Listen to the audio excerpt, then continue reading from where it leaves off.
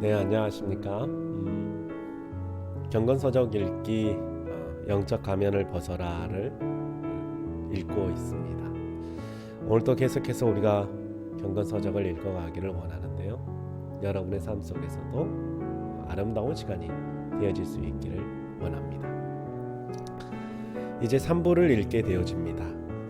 터진 웅덩이를 파지 말라라고 하는 부분인데, 오늘은 3부의 7장 잘못된 것 살펴보기, 이 챕터 우리가 같이 읽어봤으면 합니다. 함께 읽겠습니다.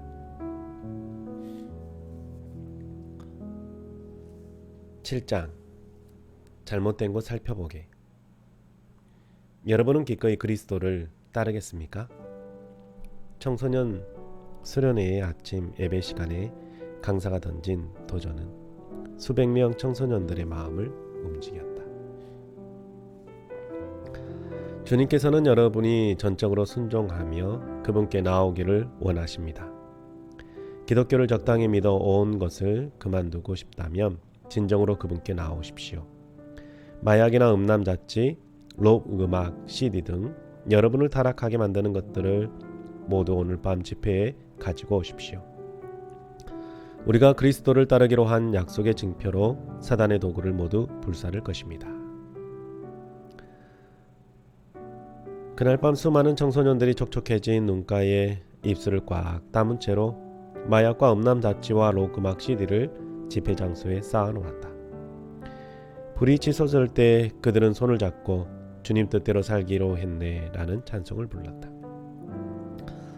나도 청소년 시절에 이 같은 캠프파이어를 바라보면서 매일 전도하고 결코 경건의 시간을 빠뜨리지 않겠다고 굳은 결심을 했다. 그러나 비록 그 순간에는 영적으로 바람직한 방향을 정했지만 수련회에서 했던 약속들은 일상의 골짜기로 돌아오면 종종 안락함에 녹아버렸다.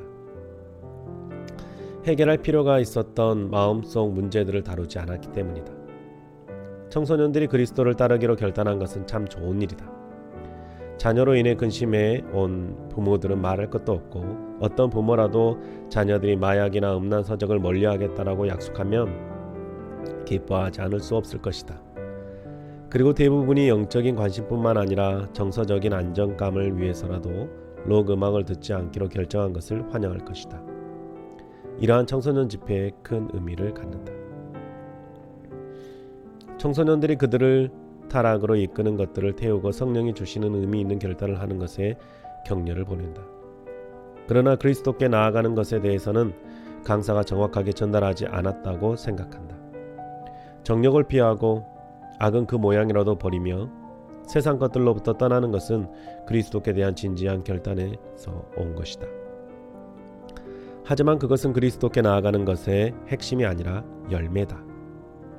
명백한 죄를 계속 반복하면서 그리스도를 따른다라고 주장할 수는 없다. 행동의 결단이 필요하다.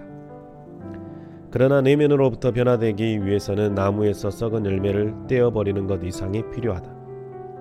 죄에 대항하는 싸움은 옳은 것을 행하고 잘못을 행하지 않으려는 투쟁보다 더 힘든 싸움이다. 성경이 명령하는 모든 것을 행하려는 노력으로 그 싸움을 이기려 할 때는 결과적으로 질 수밖에 없다. 그래서 실패와 좌절에 빠지는가, 아니면 외적으로 훈련된 형식과 자기 의로 굳어져서 하나님과 다른 사람들과 깊은 관계를 맺지 못하게 된다. 성경은 악한 행동은 악하고 거짓된 마음에서 나온다고 말씀한다. 중요한 핵심은 마음속에 있다. 올바로 행동하려는 노력도 필요하지만 우리가 마음속의 죄를 깨닫고 어떻게 다루어야 하는지를 알게 되면 죄에서 거룩함으로 변화되기 위해 내면의 변화가 필요함을 절감하게 된다. 너는 먼저 안을 깨끗이 하라. 그리하면 겉도 깨끗하리라. 그렇다면 안을 깨끗이 한다는 것은 무슨 뜻일까? 마음의 변화보다는 행동의 변화를 보기가 더 쉽다. 우리가 행동을 잘못했을 때는 알 수 있지만 마음의 잘못은 어떻게 알 수 있을까? 그리스도를 따르기로 마음의 결단을 내리고 옳은 행동을 함으로써 그 결심이 사실임을 증명하는 것으로 충분하지 않은가? 주님께서 안을 깨끗이 하라고 말씀하셨을 때 도대체 어떤 의도로 그렇게 말씀하신 것일까? 죄에 대한 분명한 이해. 주님의 가르침을 제대로 이해하기 위해서 우리는 특히 마음을 오염시키는 죄를 분명히 이해할 필요가 있다. 죄를 두 범주로 나누어 보자. 첫째는 분명하게 기록된 말씀을 거역하는 눈에 보이는 죄이고, 둘째는 사랑하는 주님의 명령을 어기는 교만한 위반이다. 두 번째 범주의 죄를 잘 이해하지 못할 때 사람들은 성경적 기준을 세우고 그것을 지키는 데 영적인 에너지를 모두 소비한다. 그 결과 바리새인과 같은 은하, 죄의식으로 인한 좌절을 겪는다. 첫 번째 범주의 죄만 다룬다면 내면으로부터의 변화는 변화로 이끌지 못한다. 하나님의 백성과 함께 고난받기를 잠시 죄악의 낙을 누리는 것보다 더 좋아하고 라는 성경 구절을 읽을 때 우리는 모세가 바로의 궁에 있는 권력과 산의 진미와 육신의 안락 같은 세상적인 즐거움의 기회를 포기했다고 생각한다. 모세가 하나님의 목적을 추구하기 위해 일시적인 안락을 포기했다는 생각은 옳다. 그러나 이 본문을 오늘날 우리 삶에 적용할 때 우리가 하지 말아야 하는 것들에만 초점을 맞춘다면 문제가 된다. 방종이 곧 애굽의 즐거움으로 규정된다. 청소년들에게는 마약이나 로그막이나 유행에 지나치게 민감한 것이 어른들에게는 음주나 과섭이나 외도가 애굽의 즐거움이 된다. 교회마다 강조하는 죄가 조금씩 다르지만 대부분은 영적인 수준을 가늠할 수 있는 행동 양식을 갖고 있다. 성장하기를 원하는 그리스도인들은 종종 이미 명시된 죄, 곧 첫 번째 범죄의 눈에 띄는 죄에 지나치게 얽매여 있다. 그것에 몰두하기 때문에 가장 중요한 문제가 해결되지 않고 삶이 변화되지 않으며 교회가 힘을 잃고 있는 것이다. 초점이 잘못된 것이다. 분명한 죄의 행위를 버리고 좋은 습관을 기르도록 사람들을 권면하는 것이 잘못되었다는 말이 아니다. 다만 죄를 옳고 그른 특정한 행동 양식에 국한시킴으로써 관계 속에서 범하는 교묘한 죄를 무시하도록 하는 것이 잘못되었다는 말이다. 주님이 바리새인들의 철저한 11조를 책망하신 것은 그 기준을 지키는 것이 잘못되었기 때문이 아니라 그들이 정의와 긍휼과 믿음과 다른 사람을 대하는 방식과 같은 더 중요한 것들을 무시했기 때문이다. 문제는 그들의 11조가 아니라 관계 속의 죄를 깨닫지 못한 것이었다. 우리 주님이 목마른 사람을 오라고 초청하실 때 그분은 우리가 음란 잡재를 태우는 것 이상을 요구하신다. 우리가 대인관계를 신중하게 살핌으로써 이기심이 사랑을 부패시킨다는 사실을 깨닫기를 원하신다. 하나님과 다른 사람들과 친밀한 관계를 맺는 것이 율법의 전체 목적이다. 오라는 초청이 무엇을 수반하는지 이해하려면 눈에 보이는 죄에 대한 일반적인 의식을 뛰어넘어서 깊은 관계를 간절히 원하는 목마른 사람이 어리석게도 사랑하라는 명령을 어기고 있음을 깨닫게 된 것이 필요하다. 인생은 실망을 가져다 준다는 사실을 이미 언급했다. 아무도 우리가 원하는 대로 우리를 대해주지 않는다.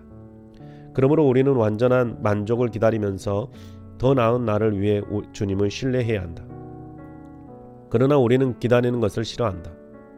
지금 상처가 있기 때문에 지금 안도감을 얻기를 원한다.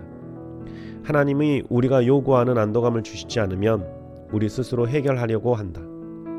우리는 인생을 살아가면서 돈을 벌거나 책임을 다하거나 주말에 재미있는 시간을 계획하거나 즐겁고 유쾌한 관계를 맺으면서 실망과 고통을 최소화하려고 애쓴다.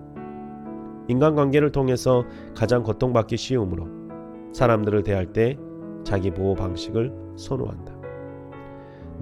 내면으로부터의 변화는 우리의 목마른 영혼의 욕구뿐만 아니라 거짓된 마음의 자기 보호를 깨닫기 위해 삶의 심층을 들여다보는 것으로부터 시작된다. 2부에서는 우리의 목마름에 대해 이야기했다. 3부에서는 우리를 실망시키는 불완전한 사람들, 그리고 이해와 언약으로 우리의 고통에 반응하시는 하나님과 어떤 관계를 맺고 있는지를 살펴볼 것이다. 자기 보호의 죄. 누구나 다 큰 죄를 짓는 것은 아니다. 많은 사람들이 존경할 만하고 점잖은 삶을 산다. 그러나 사람들은 모두 깊은 인간적인 고통을 피하려고 자기 보호적인 인간관계를 맺고 있다. 물론 물리적으로나 개인적으로 안락을 바라는 것은 잘못이 아니다. 오히려 그렇지 않다면 성숙한 것이 아니라 자기 학대 경향이 있는 것이다. 고통에 대해 조금이나 조심하는 것이 마땅하다. 밤늦게 거리를 다니지 않으며 술 취한 남편이 야구 방망이를 잡고 휘두를 때 피하는 것이 상식이다. 또한 무례한 남자의 청혼을 거절하는 것도 당연한 일이다. 예상되는 피해로부터 자기를 보호하는 것은 올바른 행동이다. 내가 말하고자 하는 자기 보호의 죄는 사랑받고자 하는 정당한 욕구가 다른 사람을 사랑해야 하는 명령을 무시하고 상처받지 않으려고 벽을 쌓는 것을 의미한다. 다른 사람의 유익을 위해 기꺼이 다가가는 것을 자기 보호의 욕구가 방해한다면 사랑의 법을 어기는 것이 되기 때문이다. 마치 가난한 사람이 돈을 벌고 싶은 마음이 드는 것이 자연스러운 것처럼 자신을 보호하는 것은 자연스럽게 느껴진다. 그를 보호해 줄 사람이 없기 때문이다. 그에게 중요한 것은 돌보아 줄 사람이 없다면 자신이 돌보는 수밖에 없다. 이같이 자기 보호적인 관계를 맺는 것은 정상적이고 매력적으로 보이기 때문에 죄로 인정하기가 어렵다. 겸손하고 유순한 사람으로 널리 존경받는 어떤 목사의 경우를 생각해보자. 그는 다른 사람의 장점을 보이려고 끊없이 노력하고 의견이 다른 사람들을 화해시키는 은사를 갖고 있다. 자신이 확고한 의견을 갖고 있을 때에도 다른 사람에게 압력을 가하는 법이 없다. 대신 조용히 앉아서 거론된 안건들의 좋은 점들을 생각해보고 자기의 견해의 몇 가지를 덧붙여 설명한 다음 투표에 붙인다. 사람들은 그가 지혜롭고 인내심이 있으며 이타적이라고 생각한다. 그것이 그가 다른 사람을 대하는 방식인 셈이다. 그러나 대부분의 사람들은 그가 관계를 맺는 방식을 주의 깊게 살펴보려고 하지 않는다. 그에게 자기 보호의 죄가 있다고 말한다면 중상모략이라고 생각할 것이다. 사람들이 죄의 첫 번째 범주, 눈에 보이는 죄에 있어서 흠없이 살고 사람을 대하는 태도가 겸손하고 훌륭한 경우에는 정욕과 같은 일반적인 유혹을 제외하고는 그에게 더 이상 문제될 죄가 없다고 생각하기 쉽다. 그러나 죄의 두 번째 범주를 알게 되면 어두운 방의 문이 열리기 시작한다. 그의 아내가 자녀들 혹은 가까운 친구에게 그가 직면해야 할 갈등을 회피한 경우는 없는지 물어볼 수 있다. 예를 들어 그가 다음과 같은 문제에 직면할 수 있는지를 살펴보는 것이다. 아들아, 내가 어제 새벽 2시 30분까지 어디 있었는지 궁금하구나. 우리 집 통행금지 시간을 너도 알고 있겠지? 혹은 여보, 당신이 새 커튼을 얼마나 원하는지 알지만 지금은 그렇게 할 형편이 안 돼요 라고 딱 잘라 말할 수 있는가? 아니면 화가 나고 실망스러운 반응을 두려워하여 조용히 참으면서 문제를 회피하지는 않는가? 그에게 우유부단한 경향이 있다면 그저 좋은 식으로만 사람들을 대하는 태도를 유지하려는 약하고 자기 보호적인 시도에서 기인한 것일지도 모른다. 이런 형태가 어떻게 발전되었는가를 생각해보자. 어쩌면 그의 아버지가 난폭한 성격이었을 수도 있다. 만일 그렇다면 그는 어린 나이에 아버지의 분노가 쉽게 폭발하는 고통을 경험했을 것이다. 그래서 그는 자기 견해를 분명히 밝히면 쉽게 화를 내는 아버지를 성나게 한다는 사실을 배웠다. 아버지의 난폭한 만큼 그에게 상처를 주는 것이 없었다. 아버지가 화가 나서 내뱉은 말들이 수년 동안 그의 마음에 깊이 박혀 있었을 뿐 아니라 지금도 여전히 그의 마음을 아프게 한다. 그 고통이 너무나도 생생하기 때문에 그는 인생의 어려움은 회피해야 한다는 확신을 갖게 되었다. 아버지의 분노를 최소화하는 데 관심을 기울이다 보면 위협적인 상황에서 다른 사람의 견해에 절충하는 습관이 관계를 맺는 하나의 방식으로 굳어질 수도 있다.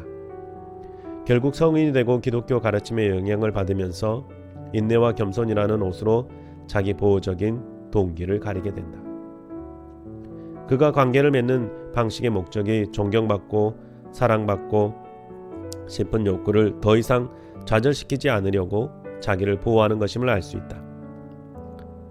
편한 관계를 맺음으로써 논쟁을 피하고 거절을 못하며 비평을 하지 않는다. 따뜻한 말로 사람들을 격려하며 힘든 말을 피한다.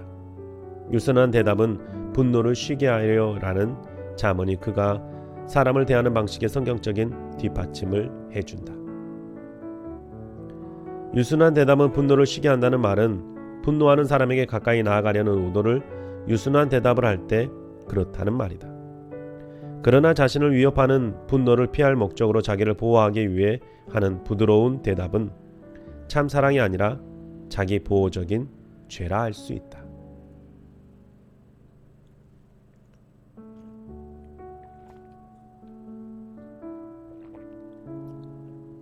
대인관계의 방식. 대인관계를 맺는 방식은 사람마다 다르다. 하지만 그 동기는 자기 보호가 아니면 사랑이라 할 수 있다. 확고한 의견과 소신을 갖고 교회를 이끌어가는 목사도 유순한 목사만큼 연약할 수 있다. 지혜롭게 생각하고 효과적으로 의사를 전달하기 때문에 그의 대인관계 방식은 유순한 사람과 다르겠지만 둘 다 잘못된 자기보호적인 동기를 가질 수 있다. 물론 이 두 부류의 목사 모두 하나님의 목적에 맞는 성숙한 사랑의 동기로 사람을 대할 수도 있다. 성숙은 획일적인 것이 아니다. 성숙해질수록 우리의 대인관계 방식은 더 놀라운 독특성을 갖게 될 것이다. 그러나 자기보호의식이 우리의 본성 깊이 자리 잡고 있기 때문에 우리가 다른 사람을 대하는 방식을 살펴보아야만 한다. 우리는 변화되기 위해 성경 기준에 어긋나는 눈에 띄는 죄를 다루는데 너무 많은 노력을 기울인다. 우리가 행한 잘못을 버리고 기도하고 성경을 읽어도 원하는 변화가 일어나지 않는다면 더욱 잘못된 행실을 삼고 옳은 길을 하며 더 열심히 배우고자 한다. 아니면 우리 자신을 더 잘 이해하기 위해 상담가를 찾기도 한다. 그러나 진정한 변화를 위해서는 우리가 다른 사람을 대하는 방식에 자기 보호의 동기가 있음을 아는 것이 중요하다. 우리 인생에서 가장 중요한 것이 하나님이 우리를 사랑하시는 것처럼 서로를 사랑하는 것이라면 안전하게 살려는 노력이 오히려 인생의 목적을 방해하는 셈이다. 우리는 사랑하도록 지음받았기 때문에 사랑할 때 선한 마음이 자라게 된다. 그래서 정결함과 부요함과 온전함을 느낀다. 우리의 느낌보다는 다른 사람들의 삶에 더 큰 관심을 갖는다.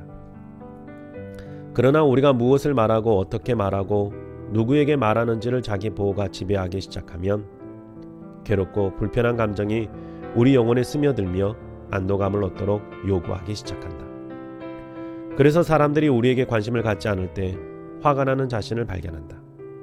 우리가 투명함을 강조하는 교제권 안에 속해 있다면 그들과 함께 우리의 실망을 나누면서 진정한 사랑과 더 깊은 관계를 맺을 수 있도록 격려를 얻을 수 있다. 하지만 그렇지 못하면 강요하는 영혼이 우리가 부름받는 목적인 사랑을 하지 못하도록 한다. 사람들이 우리의 요구에 반응하지 않을 때 원망이 생긴다. 어떤 사람은 자기의 분노로 인해 놀라고 다른 사람들이 나의 분노를 알면 나를 더 거절할 거야. 우울이나 신경증이나 강박관념 안에 그것을 숨긴다. 또 어떤 사람은 분노를 노골적으로 드러내어 직선적으로 표현한다. 자기를 낙심시킨 사람들을 비난하고 그들에게 반항하며 불쾌감으로 부르퉁하게 대한다. 인생에서 자기 보호적인 접근의 결과는 심각하다. 그러나 사랑의 결과는 놀랍다. 우리는 더 상처받지 않으려고 자신을 보호하도록 지음받은 것이 아니라 하나님의 사랑을 받아서 다른 사람을 자유롭게 사랑하도록 지음받았다. 그런데 왜 그렇게 사랑할 수 없는가? 그 대답은 심오하지만 간단하다. 우리가 자기 보호의 결심을 버리고 목마른 그대로 하나님께 나아가기를 거절하기 때문이다. 우리는 성경을 읽고 음란 자체를 태우는 것으로 대신한다. 그래서 하나님이 주시는 샘물을 지나쳐 버리고 인간관계 속에서 물을 얻으려고 우물을 판다. 이 얼마나 어리석은 일인가? 게다가 우리는 얼마나 교묘하게 깨어진 우물을 파고 있는가? 앞에서 예를 든 유순한 목사의 경우에는 그의 참음이 자기 보호에 기인한 것인데도 다른 사람뿐 아니라 그 자신도 그것이 성령의 열매라고 확신해 왔다. 내면으로부터 변화되기 위해서는 자기 보호의 결심을 회개하는 것이 필요하다. 우리의 목마른 영혼을 다투는 최상의 방법은 먼저 마음을 변화시키는 것이다. 그러나 우리는 자기 보호를 거부하기 전에 먼저 그것이 무엇이고 어떻게 나타나는지를 알아야 한다. 그러기 위해서 우리가 대인관계를 맺는 방식을 주의 깊게 살펴보아야 한다. 다음 두 사람의 경우를 살펴보는 것이 우리 자신을 돌아보는 데 도움이 될 것이다. 메리를 처음 만났을 때 그녀는 매력적인 32살의 미혼 여성이었다. 교회 일에 굉장히 활동적이고 지도력을 갖추고 있어서 인정을 받고 있었다.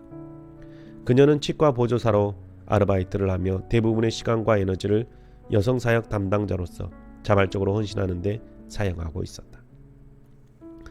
담임 목사는 종종 그녀에게 전임 사역자가 되도록 권고했으며 강단에서도 메리의 헌신을 칭찬하곤 했다.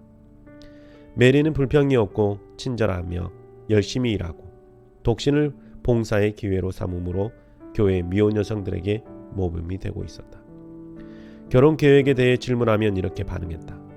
하나님의 뜻에 달려있지요. 결혼을 한다면 좋겠지요. 하지만 가만히 앉아서 신랑감이 나타나는 것만 기다리고 있지는 않을 거예요. 해야 할 선한 일들이 너무 많거든요. 친구들은 그녀가 부지런하고 진지하며 적극적이고 능력 있는 사람이라고 생각했다. 하지만 그녀는 부드럽고 여성적이며 사랑스러운 이미지와는 거리가 멀었다. 그녀는 설명할 수 없는 상실감과 우울한 감정이 최근에 점점 심해져서 내게 상담을 요청해왔다.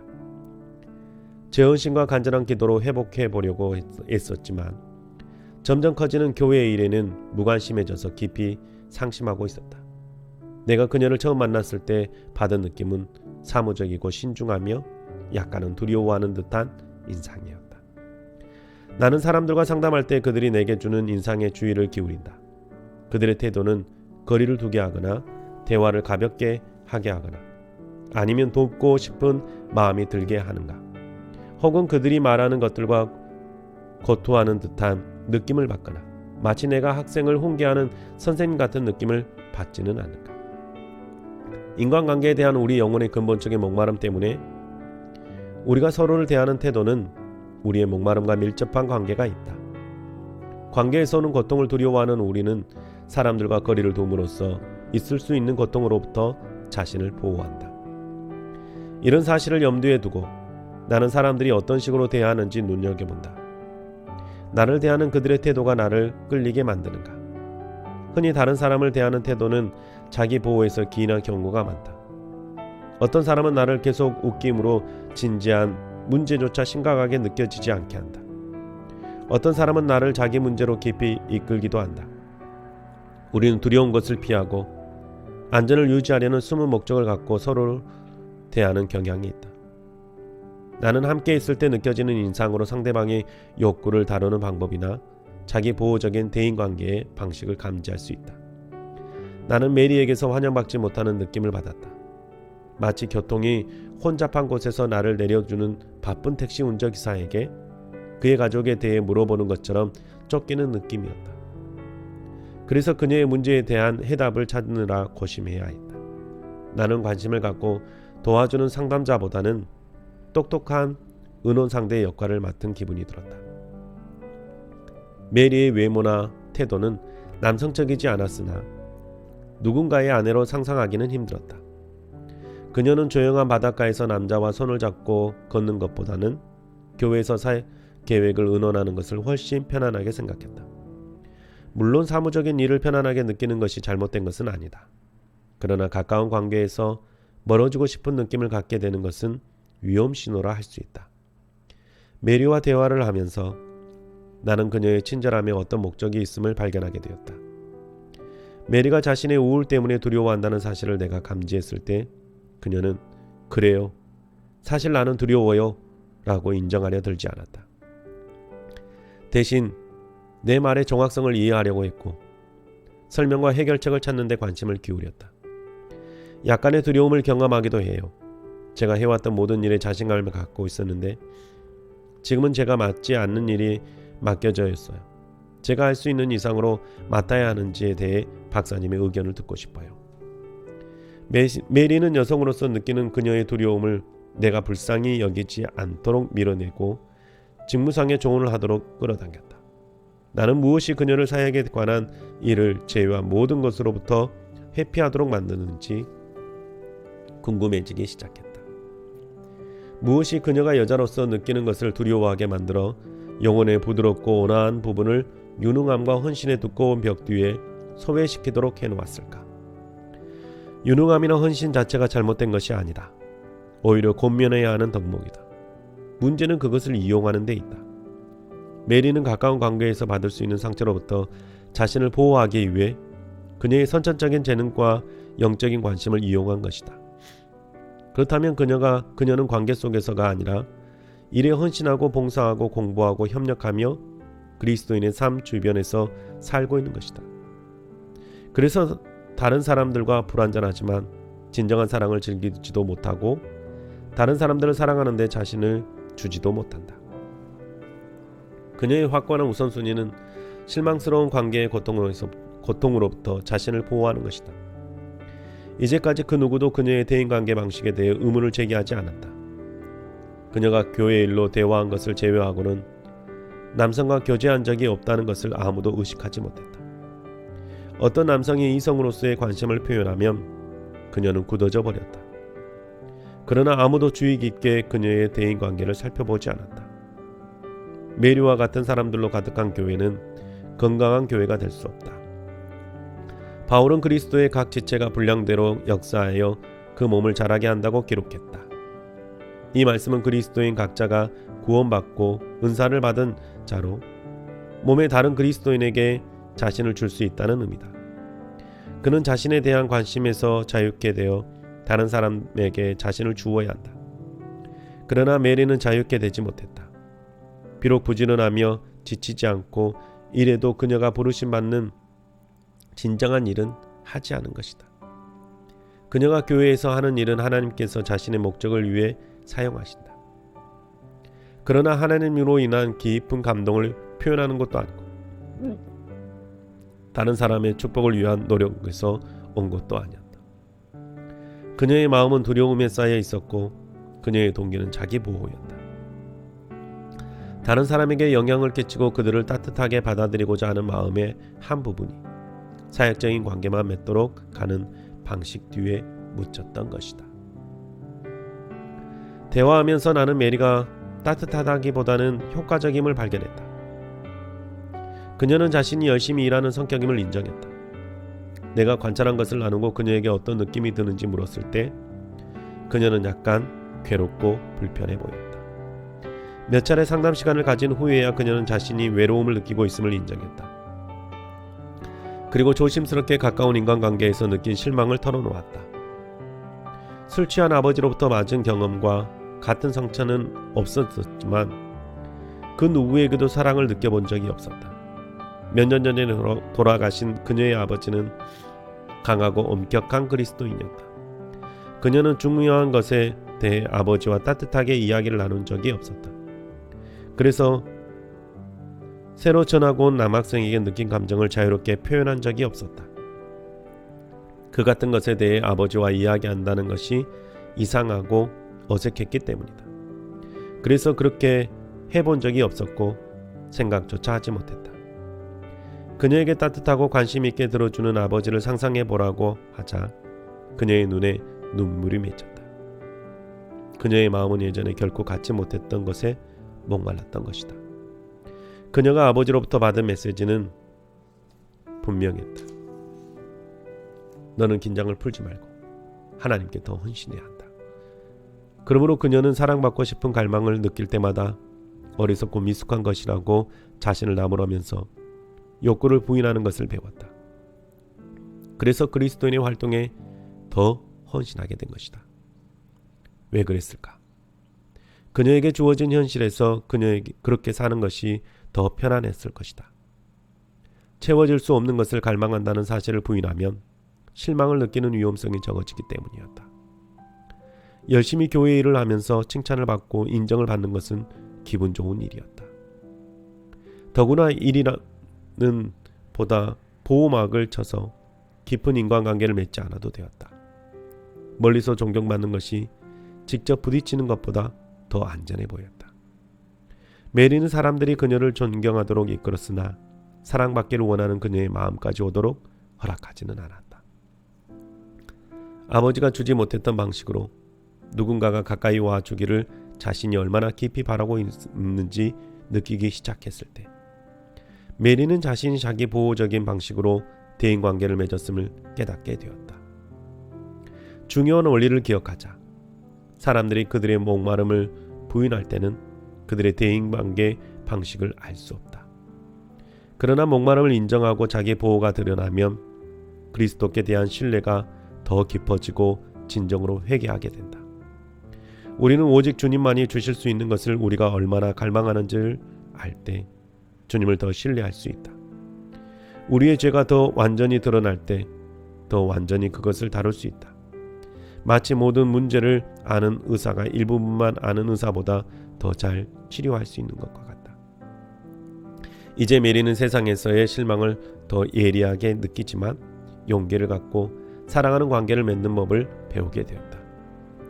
주님과의 관계도 이전보다 더 깊어졌다. 계속되는 일 가운데서도 전에는 쫓기는 것처럼 맡았던 책임을 평온한 마음으로 거절할 수 있게 되었다. 그리고 그녀에게 관심을 갖는 친구들과의 교제를 즐기게 되었으며 남성에게도 여성으로서 따뜻하게 마음을 열기 시작했다. 그녀는 내면으로부터 변화된 것이다. 비록 과정은 느리지만 그 변화는 확실하다.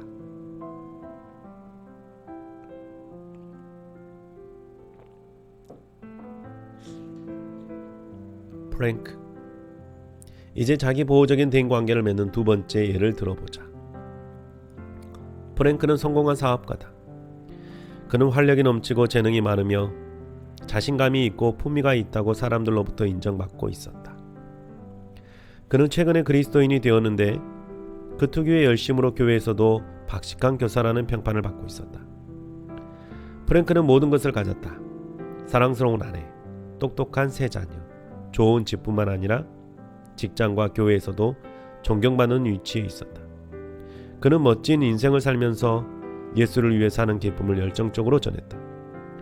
내가 그 교회에서 강의를 마치자 그의 아내가 찾아와 잠깐 이야기를 나누고 싶어 했다. 그녀는 12살짜리 아들 로니 때문에 근심하고 있었다. 누나들은 잘 자랐는데 로니는 지난 몇 달 동안 가족을 멀리했다. 그는 원래 유쾌하고 성숙한 아이였는데 말이 없고 묵뚝뚝한 소년이 되어버렸다. 로니가 사소한 일로 나쁜 말을 하고 방바닥에 책을 집어던지면서 격하게 분노를 표출하자 그녀는 아들 문제로 상담하고자 결심했다. 그녀는 남편의 그 문제를 어떻게 생각하느냐고 물었다. 그이가 로니의 변화를 눈치채지는 조차 모르겠어요 라고 그녀가 대답했다. 남편에게 당신의 근심을 말했나요? 아직 그이와 의논하지 않았어요. 왜지요? 프랭크는 그런 문제를 잘 다루지 못해요. 그이는 로니와 함께 운동도 하고 로니의 야구 경기에 꼭 참석하는 좋은 아빠예요. 그러나 이런 문제에 대해서는 로니와 진지하게 이야기할 수 없을 거예요. 그녀는 잠깐 말을 멈추고는 웃으면서 덧붙였다. 프랭크는 아마 로니와 거실에서 레슬링을 하고 나서는 문제가 해결되었다고 생각할 거예요. 프랭크가 어떻게 아내의 환심을 샀는지는 모르지만 그녀는 남편의 장점은 감탄하면서도 단점은 거의 못 보고 있었다. 게다가 남편이 그 문제를 효과적으로 다루지 못할까봐 알리지도 않았다. 그래서 나는 그녀에게 남편에게 그 근심을 말하면 어떻게 반응하리라고 생각하는지 물었다. 그이는 어떻게 할지 잘 알아요. 아마 내 어깨에 팔을 두르고 웃으면서 내가 지나치게 걱정하는 전형적인 엄마라고 말할 거예요. 그래도 내가 계속 말을 하면 내 손을 붙잡고 함께 기도하는 대화를 마치려고 하겠죠. 정말 큰 문제에 부딪히면 그이가 어떻게 할지는 모르겠어요.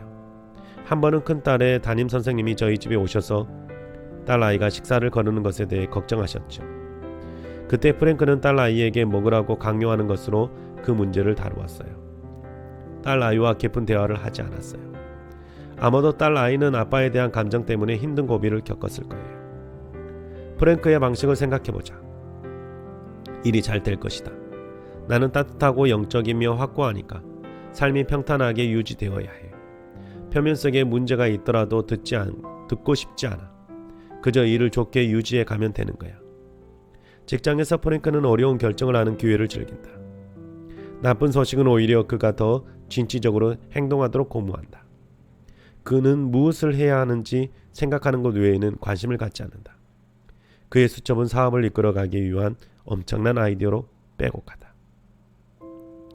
교회에서도 마찬가지다. 건물 관리부나 재정부나 행정위원회에서 힘든 문제가 생기면 프랭크에게로 온다. 주일학교에서 그가 가르치는 반은 계속 잘 모이고 모임 시간이 끝난 후에도 사람들이 이야기를 나누고 싶어 한다. 그래서 중요한 문제들을 토론하나 종종 예배에 늦기도 한다. 그의 대인관계의 방식은 확실히 알 수 있다. 그는 쾌활하고 확고하며 박식하고 밀어붙이는 식의 사람이다. 우리가 프랭크를 첫 번째 범죄의 죄, 정해진 기준을 어기는 눈에 보이는 죄로 가늠한다면 그의 삶은 책망할 것이 없고 존경할 만할 것이다. 또한 교회에서 지도력이 있고 가정을 잘 다스리며 좋은 평판을 가진 사람일 것이다. 그의 대인관계 방식과 그 기능을 좀 더 자세히 살펴보자. 그가 일을 처리하는 방식은 그가 문제를 해결할 수 없음을 인정하지 않아도 되도록 안전하게 그를 지켜준다. 그는 자신과 해결할 수 있는지 모르는 문제 사이에 거리를 능숙하게 유지한다. 그래서 아내의 근심을 알려 하지 않고 딸의 실제 관심을 나누지 않고 해결하려 하며 아들의 중요한 문제를 직면하지 않고 아들을 즐거이 하나님께 맡기고자 한다. 마치 에스겔이 말한 대로 견고해 보이지만 무너져가는 회칠한 담과 같다. 그런데도 프랭크의 대인관계 방식은 자기 보호에 의해 오히려 성숙한 것처럼 보이는 것이 사실이다. 프랭크의 내면을 들여다보면 그가 느껴보지 못한 진정한 존경심에 대한 깊은 욕구가 드러날 것이다. 프랭크는 그의 중심 어디에서 인생을 직시하기가 매우 두려웠던 것이다. 고통에 직면하는 것을 두려워하는 마음은 우리를 신뢰해주고 실패하더라도 우리를 받아주는 사람과 사랑의 관계를 통해서만 해결된다는 사실을 우리는 안다. 그러나 사람들과의 경험을 통해서 그와 같은 사람이 없다는 현실을 발견하게 된다. 그러므로 우리는 자신의 힘에 의존한다. 프랭크는 중고등학교 때와 대학교 시절에 실패할지도 모르는 삶의 울타리 안에서 자신을 보호하기 위해 그의 성격과 재능을 사용할 수 있음을 발견했다. 그래서 자기 보호의 방법으로 많은 사람들이 존경하는 책임감 있는 사람의 이미지를 유지하는 법을 찾았던 것이다. 문제의 핵심에 접근하라. 내면으로부터 변화를 원한다면 우리의 대인관계 방식을 주의 깊게 살펴보아야 한다. 성숙의 표시는 사랑이고 사랑의 본질은 자기 보호에 없는 남을 대하는 것이다. 이 장에서 알아야 할 두 가지 요점이 있다. 첫째, 하나님을 깊이 의지하지 않으면서도 사람들이 도덕적이고 사려 깊으며 훈련되고 헌신될 수 있다는 것이다. 그러나 자기 보호 없이 살기 위해서는 그리스도께 대한 깊은 신뢰가 요구된다. 메리는 폭풍우가 그녀를 침몰시킬 수 없는 안전한 항구의 정밖에 있는 동안은 칭찬할 만한 삶을 살았다. 프랭크의 생산적이고 활동적인 대인관계 방식은 그를 아내조차 가까이 할 수 없는 절벽 위의 성 안에 맴돌도록 했다. 두 사람 모두 자기 보호를 포기할 때 다른 사람이 접근할 수 있도록 자신을 열게 된다. 둘째, 우리의 대인관계 방식 밑에 있는 동기를 살펴보면 완고함과 추함을 발견하게 될 것이다. 그래서 메리나 프랭크에게 자기 보호의 벽을 캐내는 것보다 다른 특정한 어떤 일을 하도록 하는 것이 더 쉬운 것이다. 메리, 당신은 더 표현해야 합니다. 사람들에게 당신의 감정을 더 말하세요. 데이트도 하세요. 어떤 남자가 관심을 보이면 데이트 신청을 받아주세요. 프랭크, 당신은 아내와 함께 로니에 대해 이야기를 더 나누어야 합니다. 그리고 로니를 밖으로 데리고 나가 진지하게 이야기를 해보세요.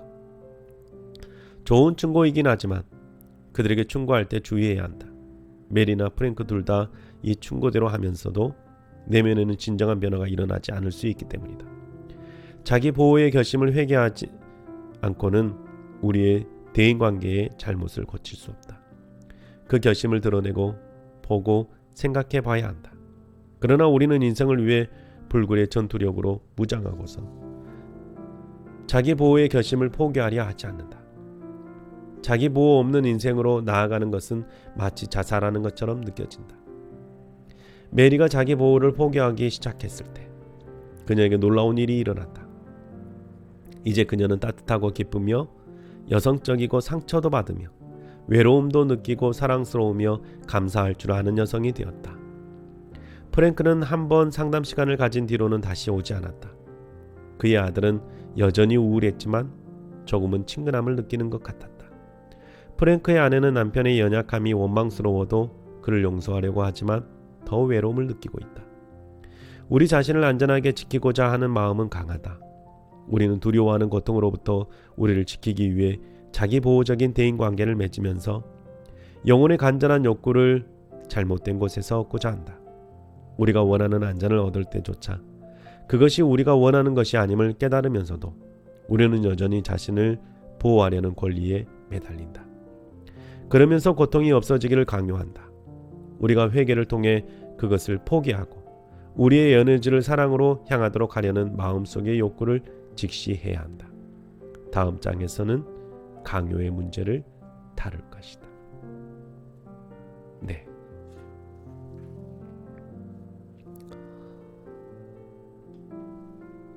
여러분은 여러분의 잘못된 곳들이 어떤 곳인지 알고 계시나요? 프랭크의 부분을 살펴볼 때 내가 또 다른 프랭크가 아닌가 하는 생각을 하게 됩니다. 우리의 잘못된 것을 바라보고 자기 보호를 내려놓고 주님 앞에 한층 더 가까이 나아갈 수 있는 저와 여러분이 되어지기를 바랍니다. 오늘도 여러분이 그렇게 영적 가면을 벗어버리고 행복한 삶을 살아갈 수 있기를 주님의 이름으로 축복합니다. 감사합니다.